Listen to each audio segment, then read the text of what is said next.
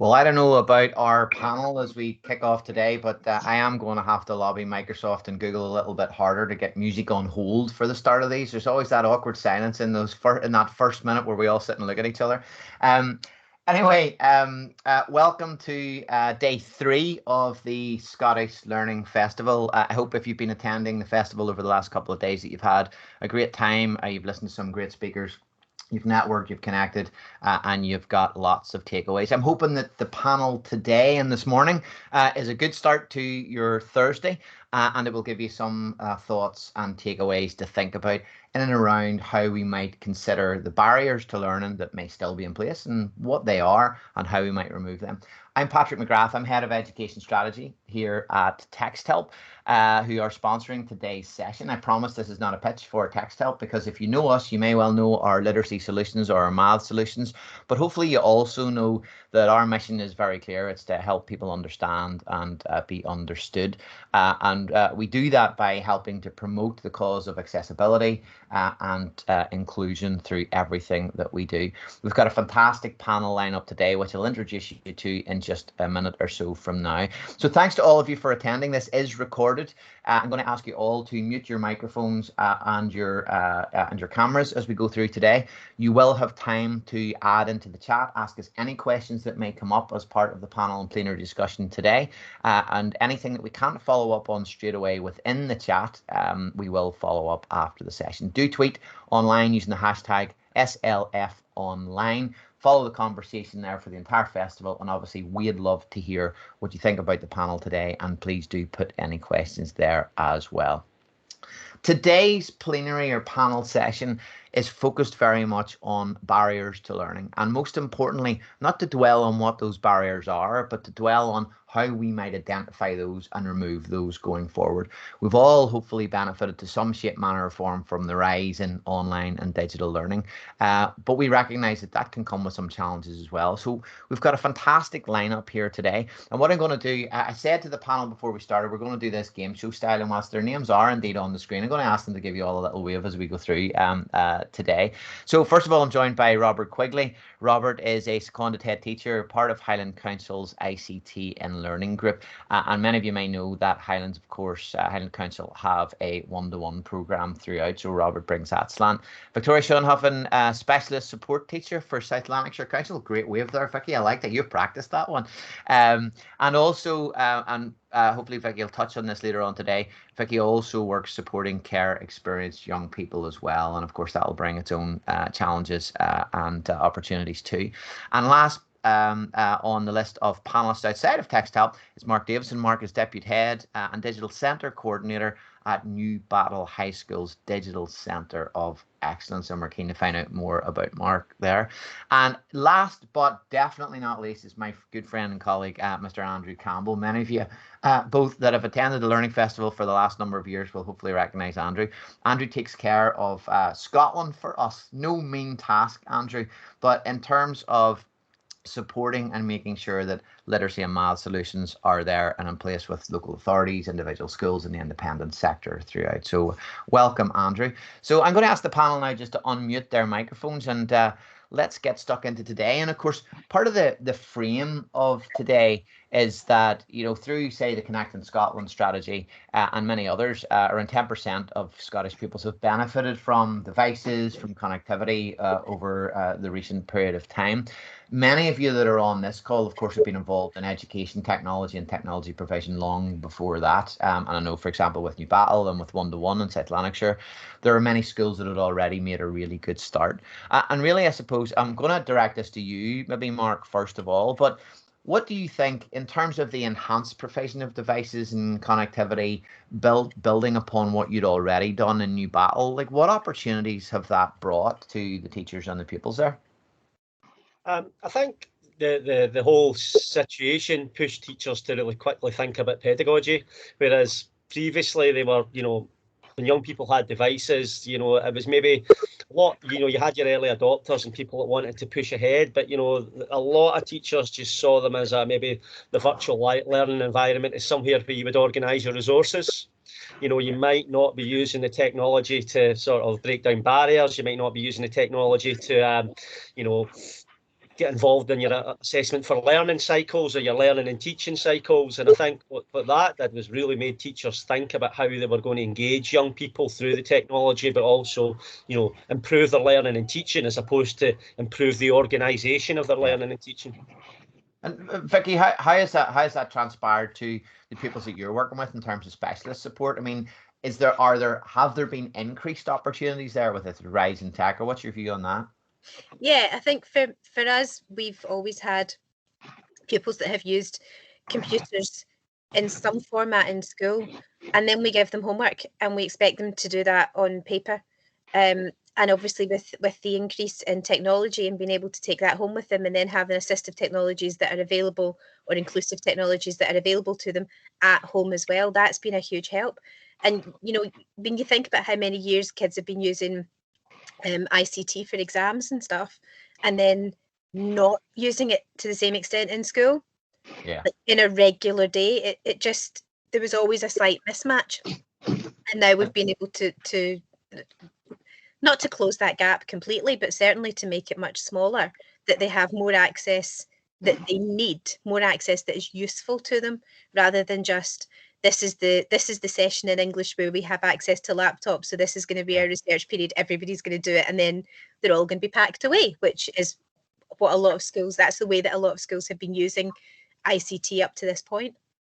So yeah, and that's an interesting point, because that home use, I mean, we all know the research about 80% of learning happens outside the classroom, and we've all been through that in our careers, so as that home use has been very important. And Robert, from your perspective, you've obviously been in Highlands. You've had one-to-one devices in there for a while. You've you've got the battle scars probably to prove it, and the successes to show there as well. But how important have parents been within that mix and that kind of that home use in terms of equitable access, as much as is happening in the classroom? Yeah, I mean, it's actually a really important part of what we've done. Just to give a kind of quick context, we've got about 32,000 Chromebooks out in Highland schools, and we've had one-to-one from P6 upwards. But the Connecting Scotland project allowed us to actually tap into the P1 to 7 schools. We've now got 103 schools that have got one-to-one. And I think that's why your question, Paddy, is most relevant, because for a P6 or an S3 child getting a Chromebook, there's an expectation that they can, within reason, cope with, how to look after that device, how to cope when things go wrong. But for P1s, we've got parents saying to us, what's going on here? How can you give us a device for a P1 for a 5-year-old? So the work that I've done in the background around online safety over the past 4 years has been absolutely huge, working with parents, working with schools. And to be honest with you, that reassurance that they've got, that my new kind of mantra is not that everything is blocked, everything's filtered. My mantra is most of the things are blocked. Most of the stuff that children shouldn't see, they won't see. But when they do see it, it's important they know how to deal with it. And for parents to also know what to do if they come across something that perhaps concerns them or they're not comfortable with. So I think it's a really important part. And I think before you can even get into the digital learning part, you have to really make sure that that reassurance is there for the parents. Yeah, it's interesting. When we're framing today, we're putting the thought of barriers in there, and I don't mean to ever suggest that a parent is a barrier, but that transition to home is an opportunity as well as a barrier, clearly, and you're addressing it. I think, Andrew, you've worked with a number of the local authorities, and you've seen, I guess, the rise in parental workshop requests and support for parents' evenings, online events, obviously, over the last 18 months. Have you've seen that, and you've been part of that? Funny, that's what I was going to say, to build on what Robert was saying around work with parents. And one of the opportunities that we've seen as a company is the opportunity for online training. That's both for staff, for students, but also parents was one of the biggest ones. It kind of surprised me, the uptake that we got on it in Highlands. Myself and Robert and one of my other colleagues done a parent session one evening. I think it was about 1,000 people on, Robert, hadn't we? And around I think we're well over 1,000 views now by parents. Yeah, so that opportunity wouldn't have been there before without that sort of access to the online side of things. You got people to come to training sessions, but those numbers are what you would dream of in terms of getting people out to see what's available to them. So yeah, that opportunity has been fantastic.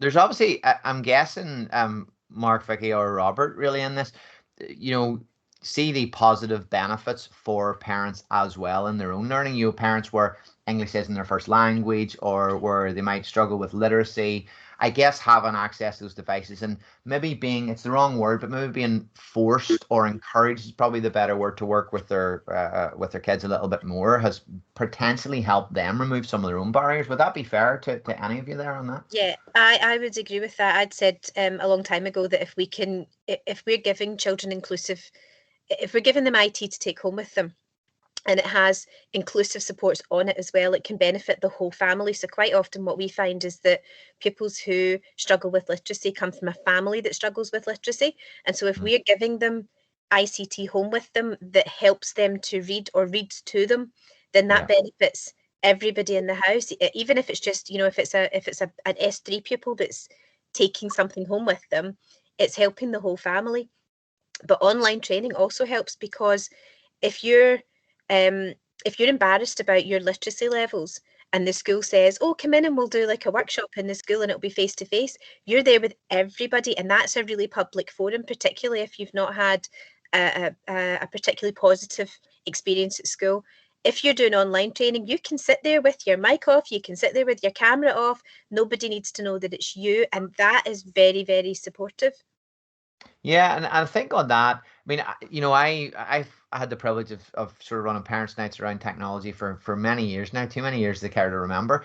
And the challenge I always had, and look, you've all experienced it as educators, is that you set up this parents' evening and you're going to tell them all about these wonderful opportunities that are there for children, and the same set of parents turn up, the very supportive parents turn up at that event all the time. You see the same faces.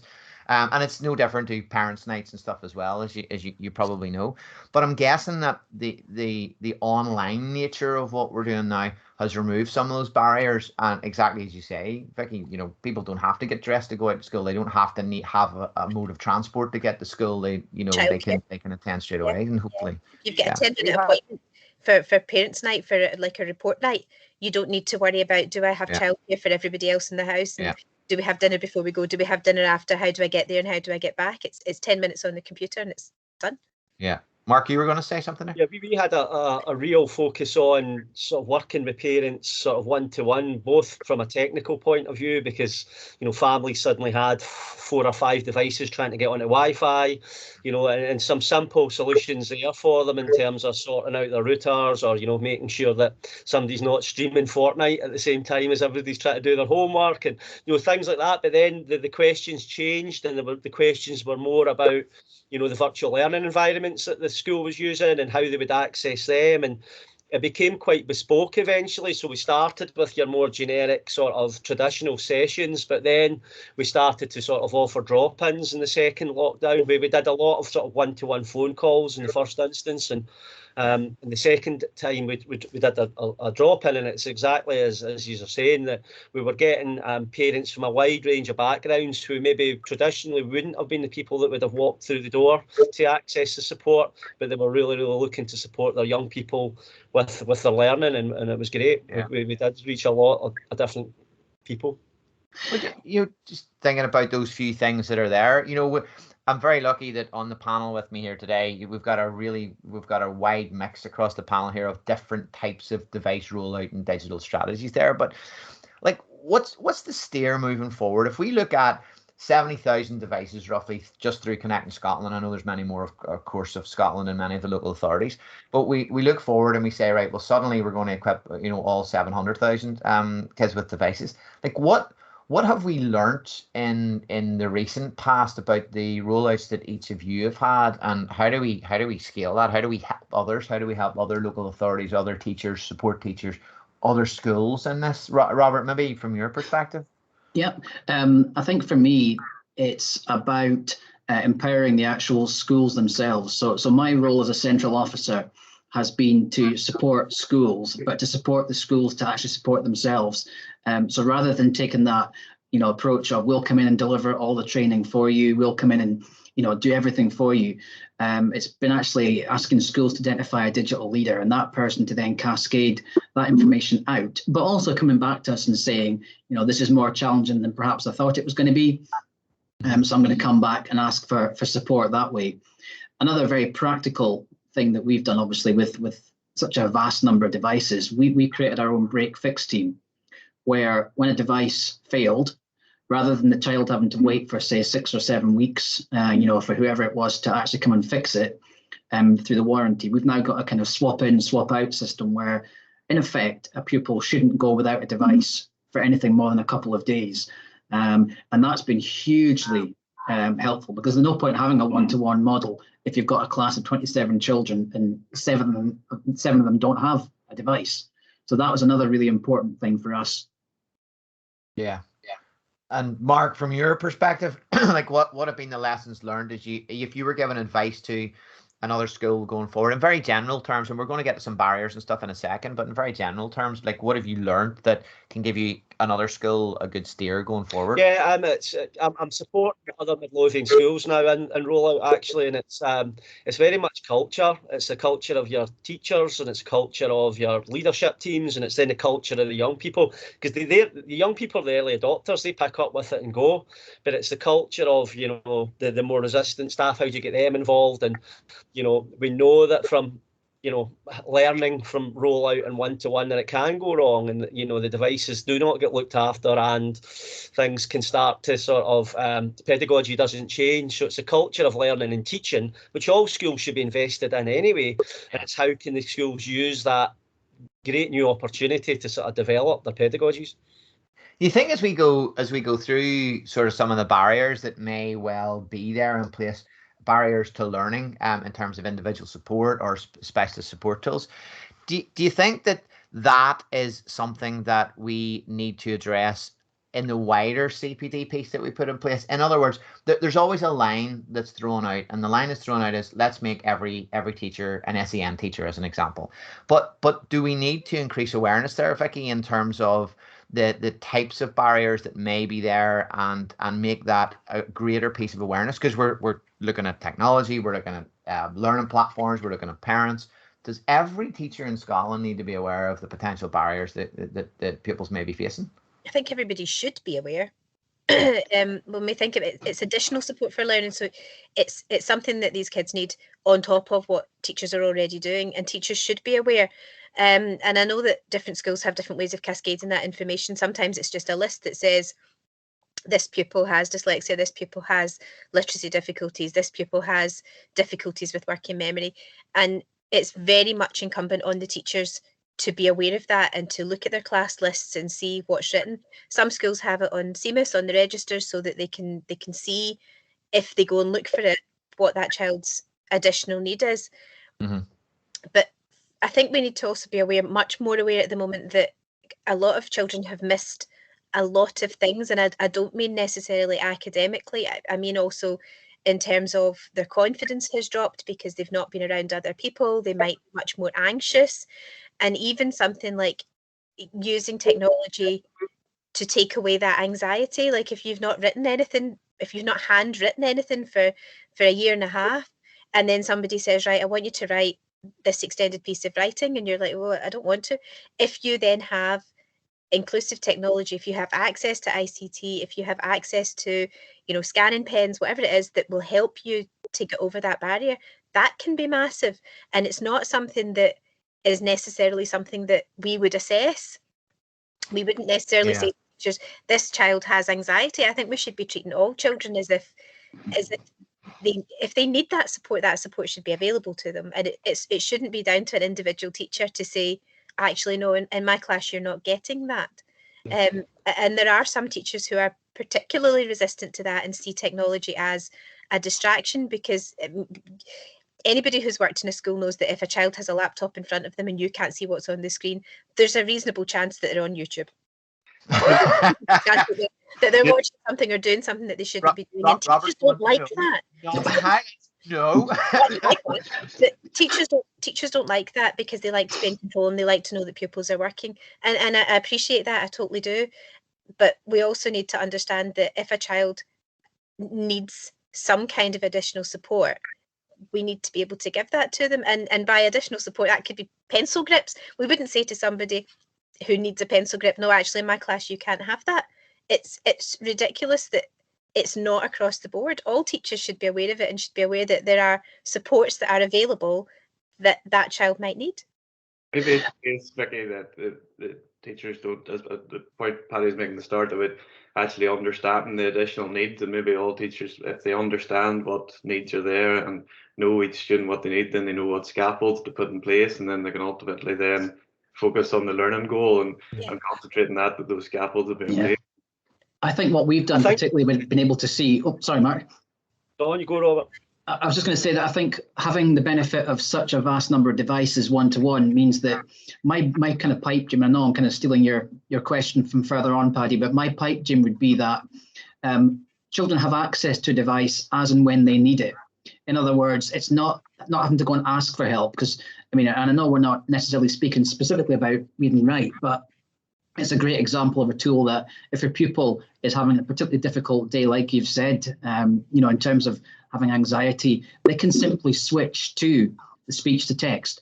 They don't have to go and get the device because the device is already in front of them. And what I want teachers to be able to do in Highland is to be able to actually not look at a child who turns their Chromebook on and says, "What are you doing?"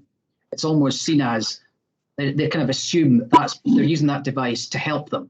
And there's no stigma around it. It's quite natural and it kind of flows quite instinctively. I think one of the, and just to pick up on two of those points there, for me, I work for an assistive technology company, but I'm not a huge fan of the phrase assistive technology. Now, if any of our marketing team are watching this, I will probably have a word in my ear after this.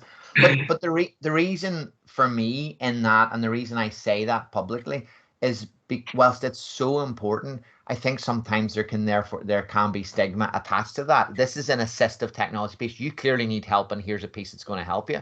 Whereas, and I don't know if you found this, and maybe come to you, Mark, on this, things like, and again, we're not here to talk about product, but things like read and write are those tools that can give lots of features and advantages to pupils. I think it's normalized things like text to speech or dictation in a lot of instances, or just that little bit of extra help, where it's not seen to be just those 5 children in the corner of the classroom with the TAs. This applies to everybody, and you can use it when you want it. I don't know, Mark, if you found that kind of balance of equity there, that barriers have been removed in that way because more pupils are keen to use tools that can help them. Yeah, well, when we first rolled out the Texthelp, and again, it's with any assistive technology, I would be doing the same. We did focus on supporting the teachers, but we focused also on teaching all 400 kids in a broad general education about it, whether they had an identified support need or not. And it's exactly as you were saying, Patrick, it was like, this is a universal tool that you can use to summarise from the internet. You can use to have a reading light on if you want. You can use to read things to you if you need to. And the take up from the young people was absolutely brilliant. They just got it. And I think for young people that are in this world of technology changing all the time and things becoming easier to access, that they kind of expect it now. I mean, people will know that they've got teenagers at home that don't type text messages anymore. They just don't do it. It's all chat, snaps, this, that, and the idea of using your thumb to do like that, you're old fashioned, and that's one of the points I was going to make back about. I think the support that teachers need is. Teachers are generally, I think, quite good at knowing their pupils and being able to support what's happening in their classroom in real life. I think what happened was that, the digital world, teachers weren't so confident in being able to put those universal supports in place. And, we were often having conversations with teachers about, even something as simple as a presentation. And, I know teachers that would never have put paragraphs of stuff for young people to read in their classes, but then suddenly that's what they were having to do, and that was very much the pressures that everybody was under. But I think support and training around simple things that we can do through technology that kind of make everything accessible for everybody, obviously, as well as the specific supports that maybe somebody with dyslexia would need, are really important. I think there's I think I mentioned to some of you maybe before, but there's a word there I hate about education technology, and it's transformational. And the reality is that we've all got a set of small steps, I guess, and we should all be moving in the same direction. But like I always say, a small step is the biggest step in terms of just moving people forward. And Andrew, maybe you were going to pick up on this earlier. We talk a lot about that kind of the iceberg effect, and we say, well, look, when we talk about our tools at Texthelp, we kind of go, well, traditionally people will look at a tool, an assistive tool, in whatever platform it is and whatever manufacturer it comes from, is used for that identified need, the bit of the iceberg above the water. But I'm interested in what you guys as a panel have, and Andrew, maybe you first, have identified throughout lockdown and throughout the rise of remote learning as to all of those pupils that have started to use things, the under the water pupils that may have just flown by had it not been for technology and may not have leveraged support in any way. You've probably seen that, Andrew, I guess, in some of the local authorities and schools you've worked with, using it in a wider sense, that some of the panel have said. Totally. I think it's something that's come out often with Robert and Highlands and the other authorities, that it's really something that all students use now. Nobody's seen as being different because they use something, and it's so much easier because there are so many more devices out there. The students can feel different for using it, but the other ones then start to pick up things that they can find helpful in it as well. So it's ed tech, it's not assistive technology, it's something they just all use and they can all find something in it for them that's going to really help and support their learning. I think it's the key thing that's come out of it for me. Yeah, and a stigma as a barrier, I suppose, has been huge for all of us as we've worked through, and hopefully we're starting to level that. I mean, so if we think about moving forward, so increased devices, we're training teachers, we're training parents, we're training pupils, we've identified both visible barriers and invisible barriers.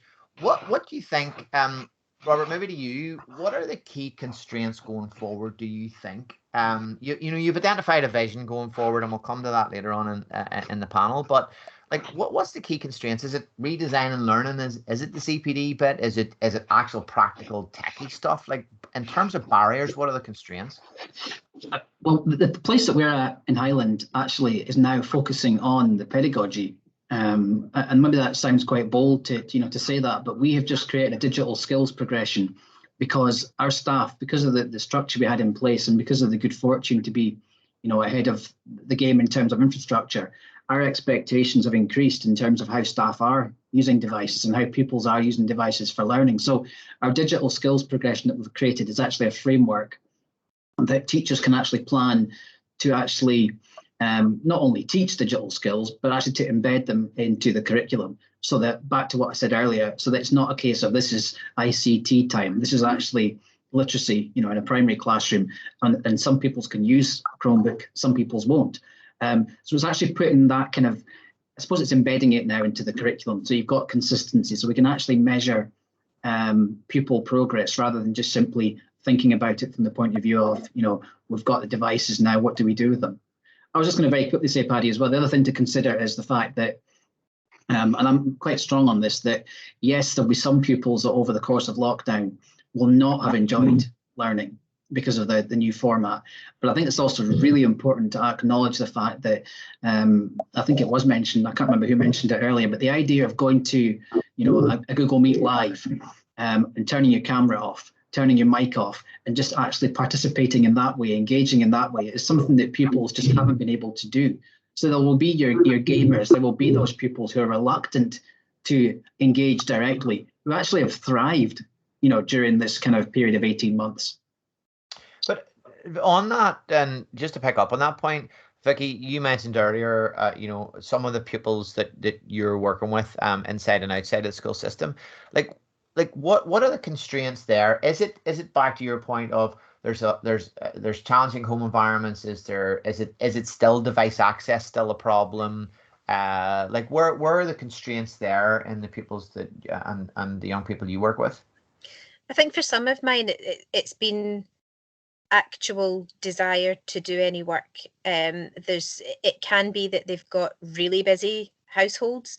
It's all very well if you've got one child who's on one device and mum and dad are both working and they've got peace and quiet and they can work in the room or at the kitchen table. But if you've got, pets, other young children running around, the house is chaotic, you don't have that peace and quiet to actually work. There's also that division between, and I found it a struggle, the division between this is my work/school and this is my home.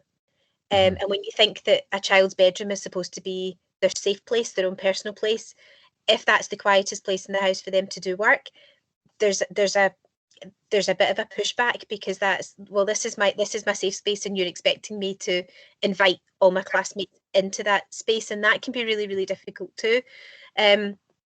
But for some kids, it's been fantastic. You think about how many of them are gaming online, and all you can hear is their voice. You can't see their face. They can pretend to be somebody else.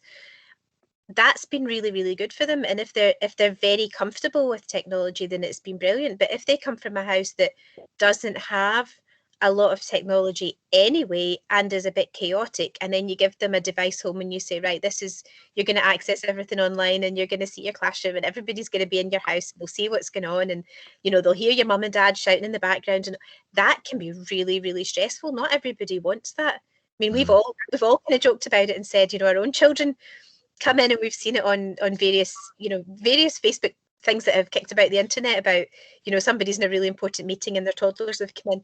We've all talked about that. So if you're already like, I want to share my home life with the world because, my house isn't pristine, then there's a certain,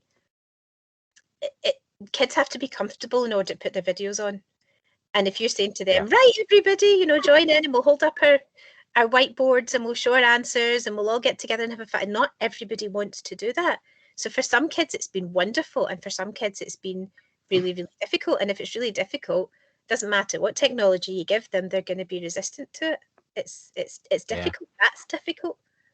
Yeah. No, and I was just thinking, sorry, Mark, go ahead. So exactly what you were saying, and we got around it through technology, things like Padlet, just the online games. Teachers knew young people were interacting, chat forums, and were involved that didn't necessarily want to have their video on, and you can totally understand why they didn't. This is all like universal design for learning, really. Is the idea is that you have an ultimate learning goal, and you've got a classroom of students with totally diverse needs. So you give them different ways to express themselves and different ways to access the content and different ways to engage with their learning, isn't it? And that's the key thing. It's about thinking, not trying to replicate the offline version in a digital world. That's where it can go. And that was one of probably the most obvious flaws at the very start. Even the concept of working 9 till 3. Vicky was speaking about families where they can't necessarily be online during those times. So it's thinking outside the box and not almost being told it's okay not to replicate that model that you'd have in the classroom. Do you think, Andrew, you talk to lots of schools, lots of local authorities. I've certainly seen it from my perspective where, as Texthelp, we've obviously talked about accessibility and inclusion for a very long time. It's our passion. It's what gets us up in the morning. But have you seen like wider chats about a wider recognition around the pieces that people have said? Say UDL. When we talk about UDL, people go, and now you're talking about removing barriers rather than just putting in crutches and supports in there to help sort of raise them above the fence. So have you found that those conversations have been more prevalent now with the rise in technology than they ever have been? Definitely, yeah. You're seeing those topics come up more and more people are picking up on that. I think it is down to technology, and it is down to the opportunities that it's provided to recognise that the class is diverse, as I said before, and give them different ways to engage with. Robert saying there that I think as Mark said, so having the class full of some of the kids are gamers, so that's what they're used to. So yeah, it is just a recognition that the opportunity to give students that opportunity to express themselves in different ways. Yeah. And I'm gonna move on to something sort of slightly different here, which is we've talked about devices, we've talked about Connecting Scotland, we've talked about access, we've talked about CPD and parents and pupils training in there as well. But if we assume that Connecting Scotland, as an example, is going to provision all of the pupils in Scotland going forward over the next number of years, and let's assume that, I know that's a big assumption, but let's assume that happens. Like, what's next in there? Because devices and access on their own aren't enough. What do we need to do? We get these lovely shiny Chromebooks or our iPads or whatever the devices that we get through. What else do we need to do there? How do we consider the software pieces that plug into the pedagogy, Robert, you've talked about, that plug into the improving confidence, Vicky, that you have talked about, that plug into many of the areas that you've talked about, Mark, as well? Like, where do we start with identifying what the estate of devices and the pupil population needs? I mean, how did you go about that, Mark? Where do you even start on something like that to go, we need something that helps remove barriers because we've got connectivity, we've got devices, our teachers are on board, our parents are on board, we need the bit in the middle? I think it's about constant dialogue with young people, especially teachers and the parent carers as well. And, you know, from there, we've managed to sort of kind of map out a path of where we think we should be going. And that path definitely leads us down learning and teaching, and definitely leads us down teachers becoming confident in the world of digital learning. And hope over time, you know, we've now not got a digital learning policy, it's just a learning teaching policy. And I think it's about investing in staff, investing in pupils, and giving people time to really, you know, make the most of the technologies and understand the benefits of things like read write. You know, the early adopters in our school with this kind of technology have been the pupils. They go with it, they run with it. It's about helping the teachers become expert and confident and saying, right, okay, I know what this is. Oh, you need a reading light, or you can do that, or oh, you need an overlay, this is how you'll do this. And, you know, finding that time in the teacher's busy schedule. So it's professional learning, and I think for teachers, but that professional learning being influenced by what are the needs of the young people and what are the needs of the parent carers. Hey, Robert, for you then, following on from what Mark said there, like when you look at a software piece, and again, I don't want to make this in any way specific about our own software from Texthelp genuinely, but generally, if you were giving out advice, like, do you look at software that plugs the gaps? Do you look at software that supports a specific area of teaching and learning or removes a specific barrier? How do you make that call? How do you plan for that? I mean, it's actually quite interesting to relate it to read and write, and the discussions that Andrew and I have had over, you know, the months and years, is that budgets, obviously, we know, are tight, and schools and local authorities particularly can't afford to splash money out on vast numbers of pieces of software. And it's one of the reasons why we went with Chromebooks, because lots of apps on Chromebooks are free. But the kind of criteria that we had for purchasing a council-wide license was it has to be something that will affect and impact as many children as possible. So in effect, what we've said is, you know, if a department wants to buy something that perhaps will support science or support a particular curricular area, then that's fine. We might be able to support you in some way, but from a council point of view, we have to be able to look at things that we can say confidently will support everybody. You know, and a kind of hidden part of read and write that I think often gets forgotten about is the use at home.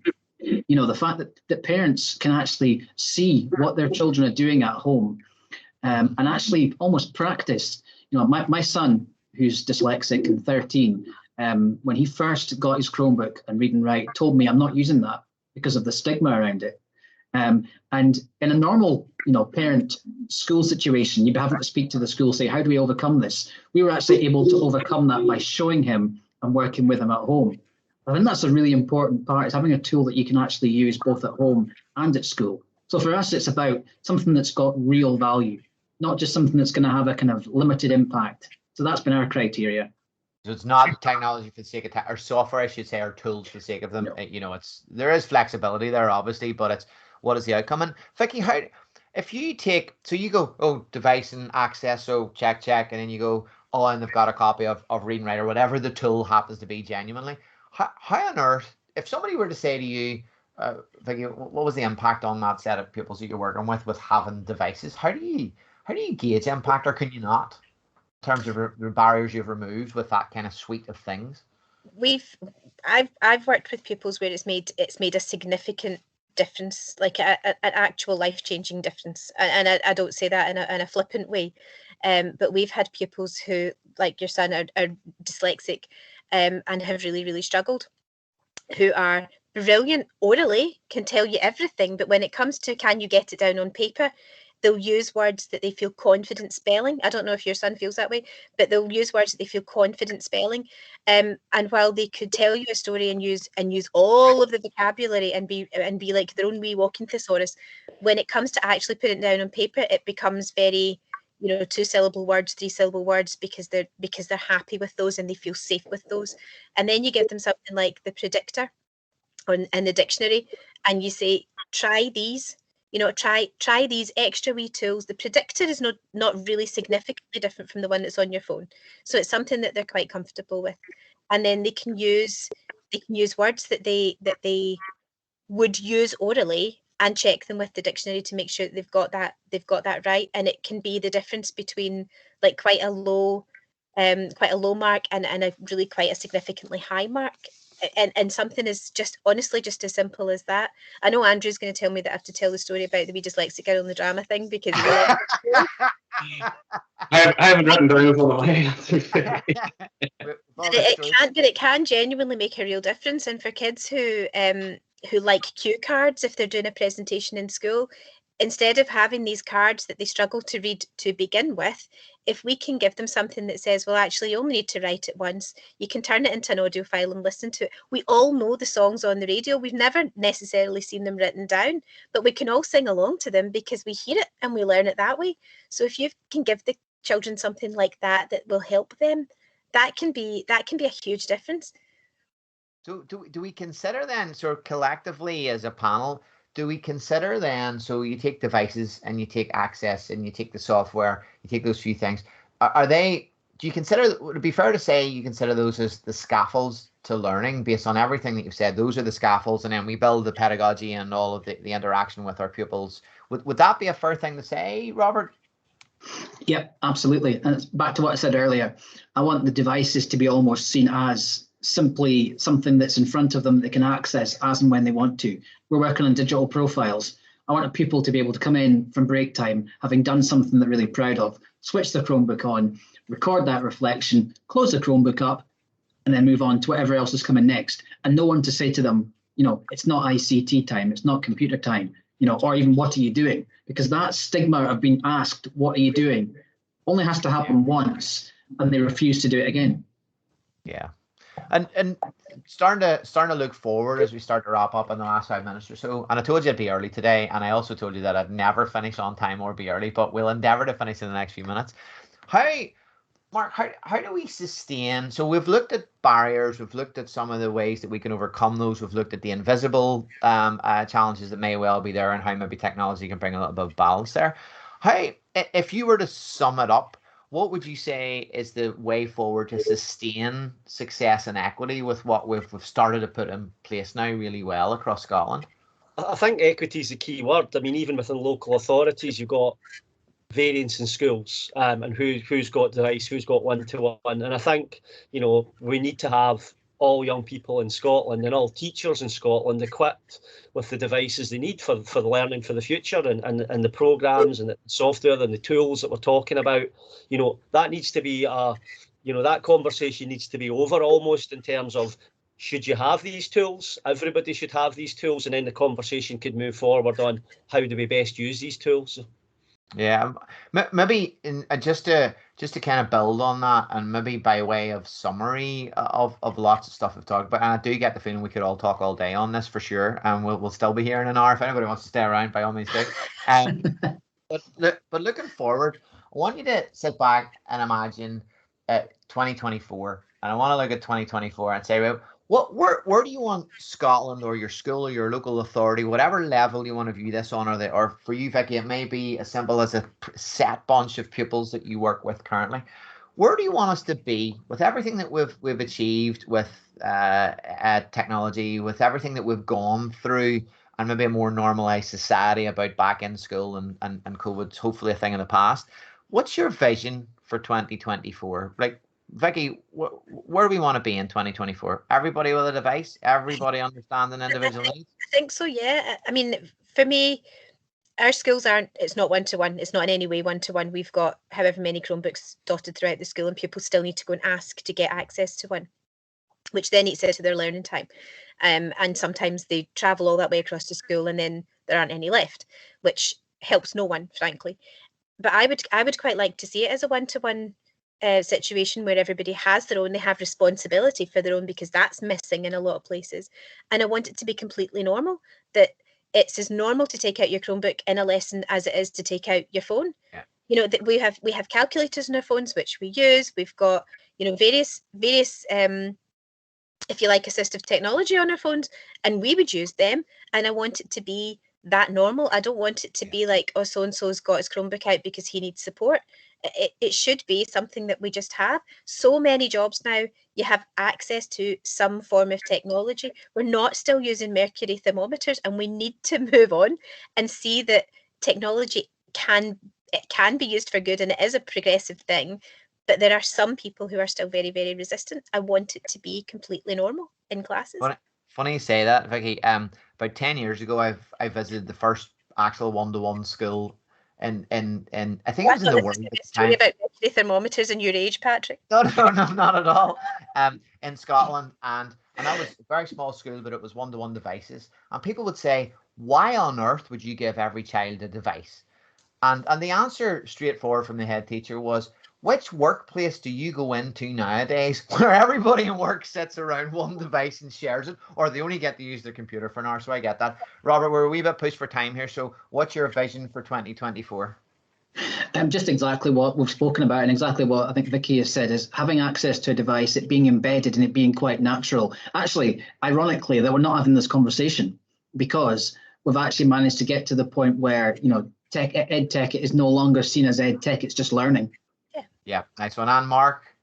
Yeah, young people and teachers have control of how they access this, so anytime, anywhere learning. So teachers can set up situations in classrooms and pedagogy that maybe young people are not accessing at that time can get it. Parent carers can get their hands on it.